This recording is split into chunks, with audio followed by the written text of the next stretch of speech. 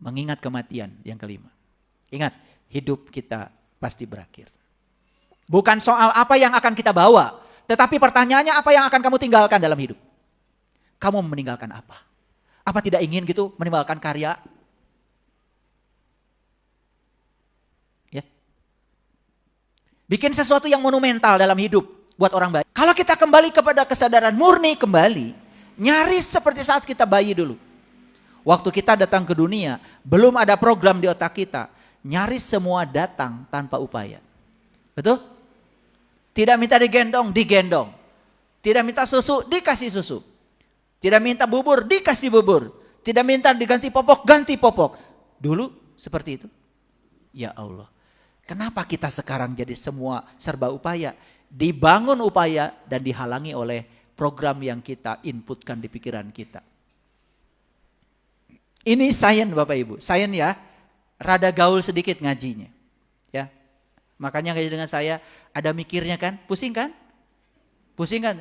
Oh, tadi waktu saya tanya setan di mana, pusing kan?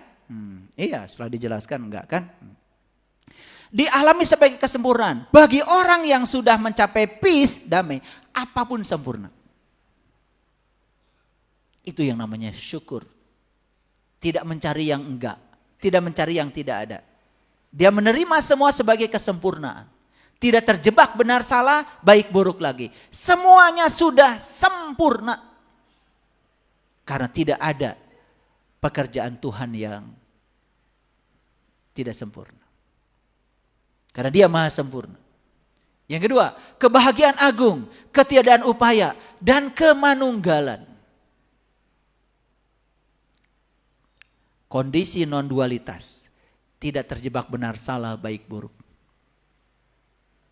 Bukan keterpisahan. Karena apa? Melampaui intelektual. Ini yang disebut dengan kedamaian yang melampaui semua pemahaman. Bapak Ibu sekali lagi, pernah gak mendengar dari batin, kamu kasih, pernah? Pernah. Tetapi kemudian si setan ini mulai memberikan masukan. Enak aja. Kamu kerja dari pagi sampai sore. Udah gitu dikasih. Tambah lagi si setan tuh bilang, enak aja. Cari alasan-alasan untuk tidak memberi. Pernah? Jujur ya, pernah? Pernah ya? Oke. Ngerti sekarang siapa yang melarang itu? Siapa?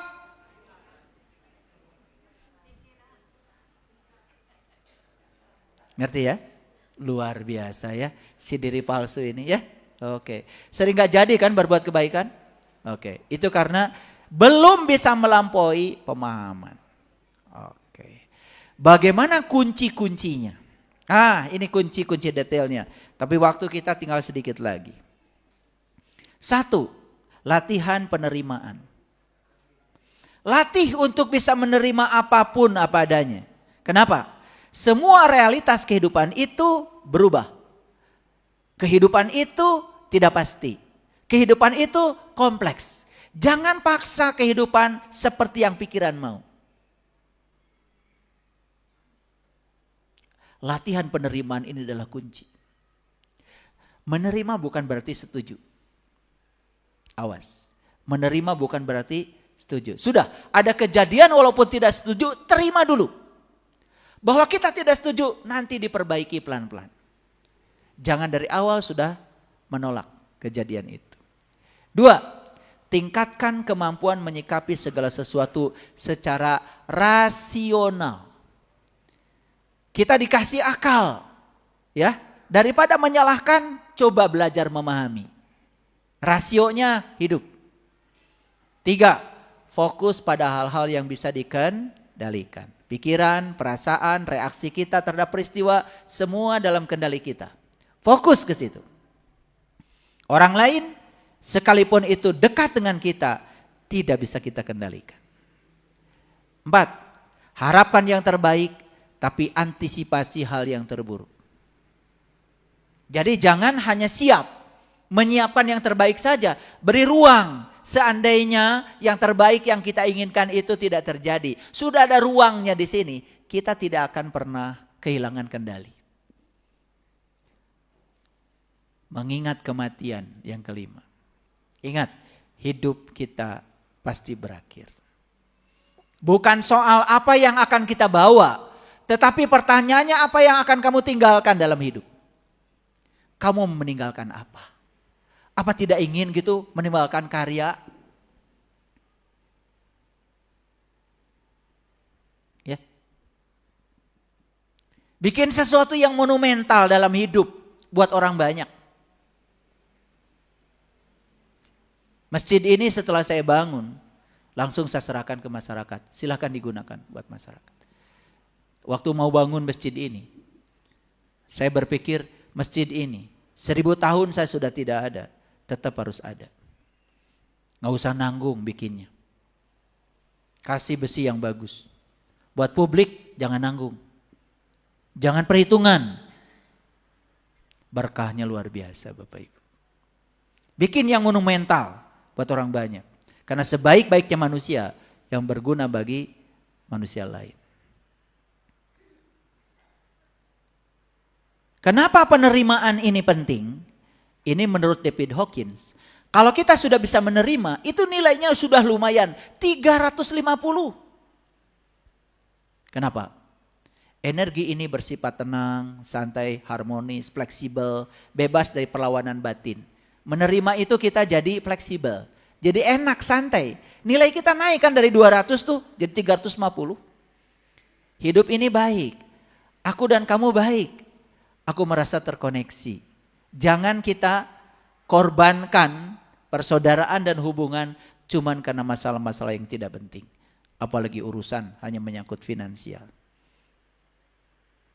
Menerima hidup sepenuhnya dan tidak lari dari masalah. Karena semakin lari dari masalah, masalahmu yang serupa akan datang berulang-ulang. Tidak menyalahkan orang lain. Tidak menyalahkan hidup.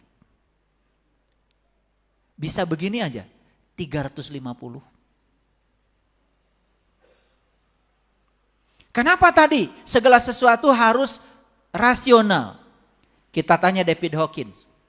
Kalau kita sudah punya penalaran dan tidak menyalahkan orang lain tapi memahami, berapa nilainya? Belajar memahami dan tidak menyalahkan, nilainya 400 Bapak Ibu. Dan ini yang membedakan manusia dengan binatang. Ada kemampuan untuk melihat hal-hal secara abstrak. Jadi melihat di baliknya kenapa ini terjadi. Melakukan konseptualisasi. Konseptualisasi membangun pengetahuan dalam diri. Bersikap objektif. Membuat keputusan yang cepat dan tepat. Terampil memecahkan masalah. Lihat ya, buah penalaran banyak. Sains, filsafat, kedokteran, ilmu logika, itu semua buah penalaran. Lanjut, itu baru 5 tadi. 6, menerima keadaan yang tidak bisa dirubah. Ibu, bapak, dengarkan saya. Tahu yang tidak bisa diubah? Tahu yang tidak bisa diubah? Apa? Apa? Masa lalu. Ya, sudah. Apapun yang sudah terjadi sedetik yang lalu, sudah itu masa lalu. Terima saja. Itu tidak bisa diubah. Tetapi cara kita memandang masa lalu masih bisa diubah. Cara memandangnya. Karena itu cara reaksi itu ada kendali kita. Mengubah apa yang bisa dirubah. Nomor 7-nya, mengubah apa yang bisa dirubah. Tahu ibu, bapak yang bisa dirubah apa? Apa? Yang bisa dirubah apa?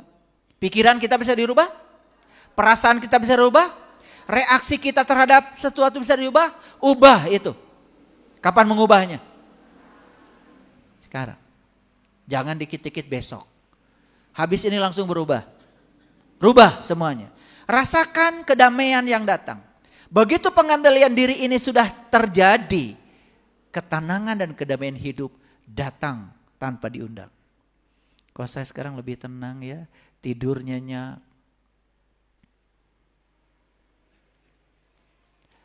Vertigo hilang.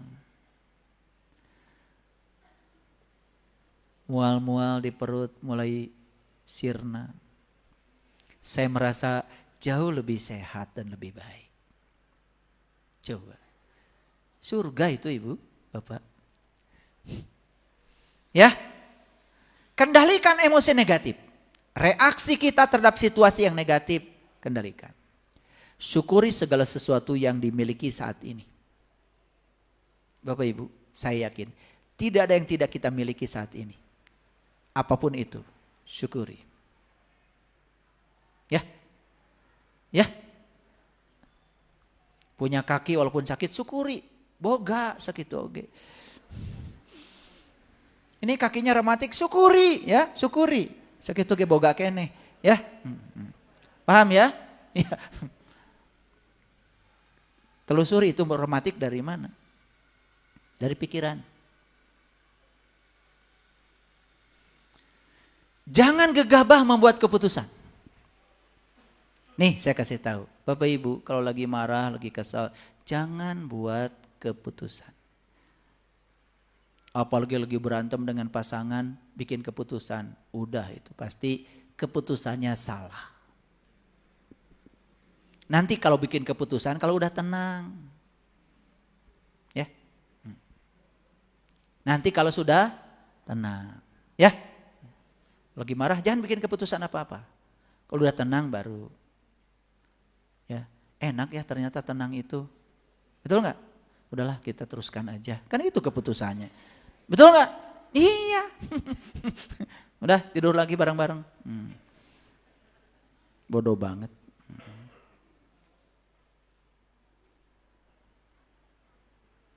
Sebelas.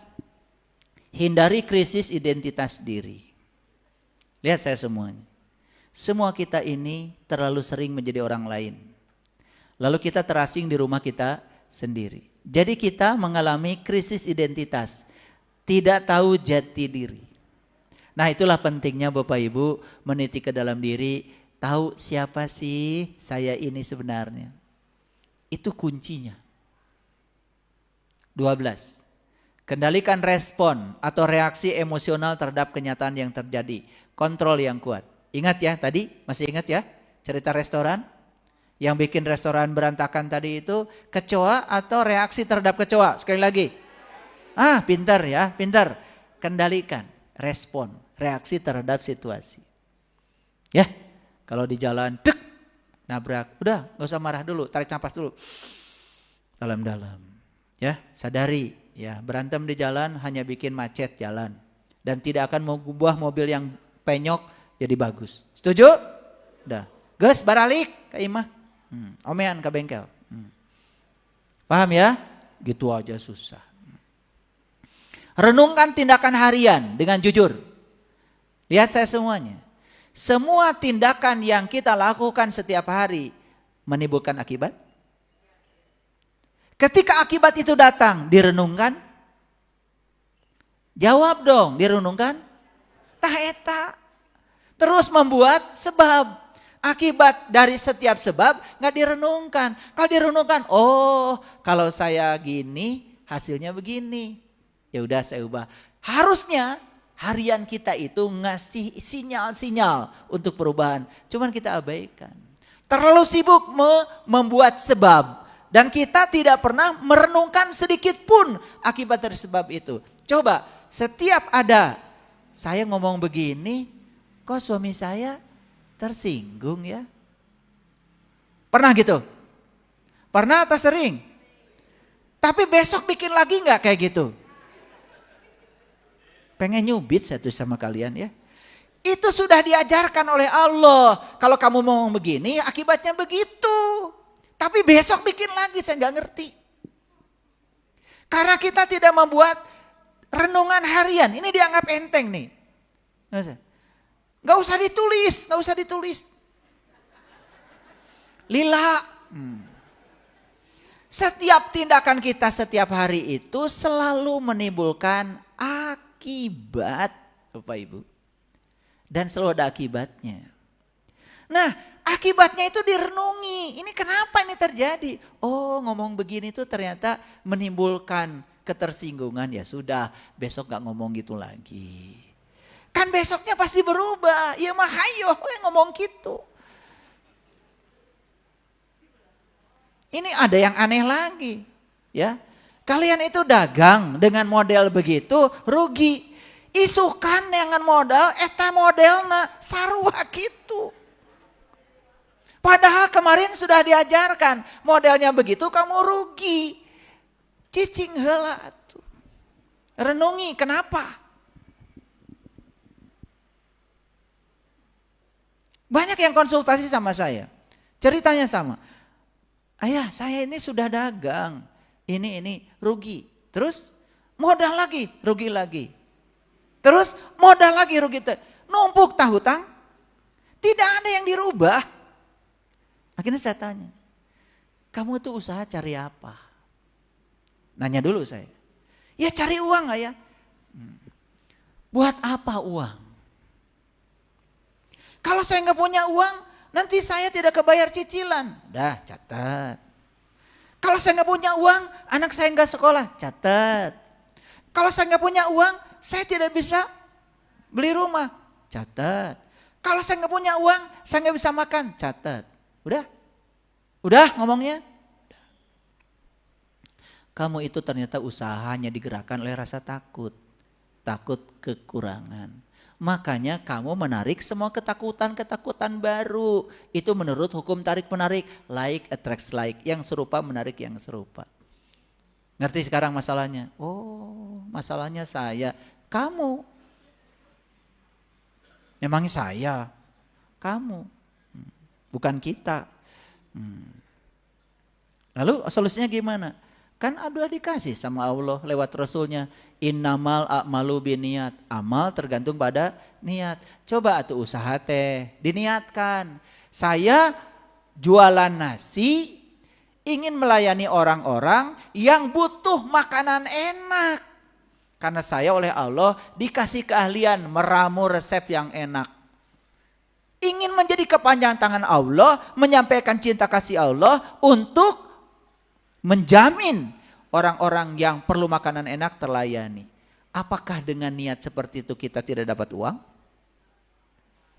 Bisa jadi malah uangnya jauh melampaui kalau niatnya sekedar mencari uang. Nih Bapak Ibu lihat saya semuanya. Begitu Bapak Ibu mencari uang, Rasulullah mengatakan, siapa yang mengejar dunia, dia tidak akan dapat dunia dan Allah. Tetapi siapa yang mengejar Allah, dia dapat dua-duanya. Coba sekarang kejar Allah. Gimana caranya? Niatkan bahwa saya melakukan bisnis apapun karena saya sedang dipakai kepanjangan tangan Allah untuk melayani orang-orang yang butuh cinta kasih Allah. Duit pasti dapat. Bedanya apa? Yang satu mengejar uang, yang satu dikejar uang. Mau yang mana? Tak nungudag-ngudag duit teh, tung-tung nama rugi wae.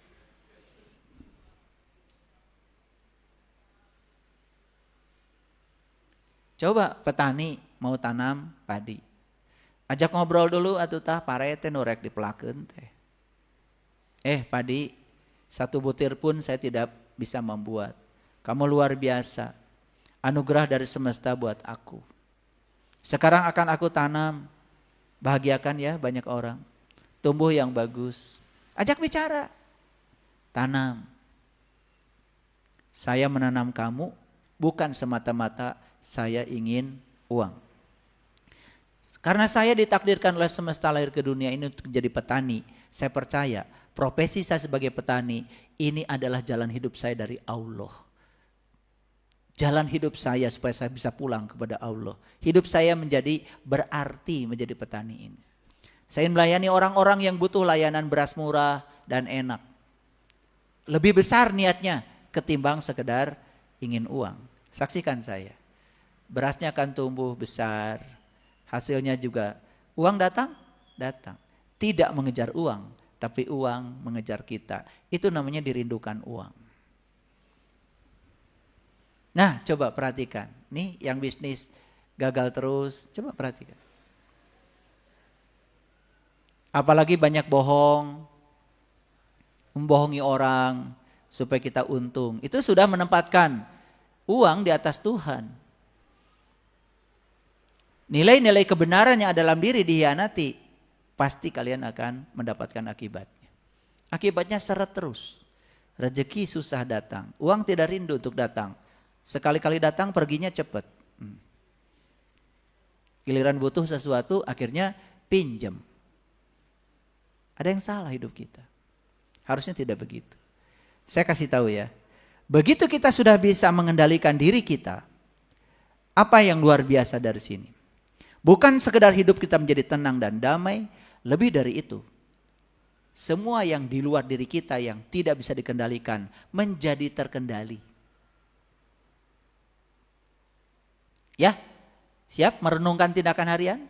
Oke, praktek ya, pulang dari sini praktek. Yang selanjutnya, kembangkan sikap empati dan peduli kepada orang lain. Belajar merasakan pengalaman orang lain. Seperti kata Leo Tolstoy, sastrawan Rusia, jangan bicara agama kepadaku, tapi tunjukkan agama dalam perilakumu. Jika kamu merasakan sakit, itu tandanya kamu hidup. Tapi kamu bisa merasakan sakitnya penderitaan orang lain, itu tandanya kamu manusia. Leo Tolstoy. Kata-katanya selalu diingat oleh saya. Kenapa? Kalau kita baru merasakan sakit, itu tandanya kita hidup. Tapi kita merasakan penderitaan orang lain dan kita berbuat meringankan penderitaan orang lain, itulah manusia. Dan untuk berbuat, berarti kita harus mampu dong. Dan untuk mampukan diri kita, layakkan diri kita, pantaskan diri kita. Sebetulnya, apa yang kita dapat hari ini, kita yang memantaskannya.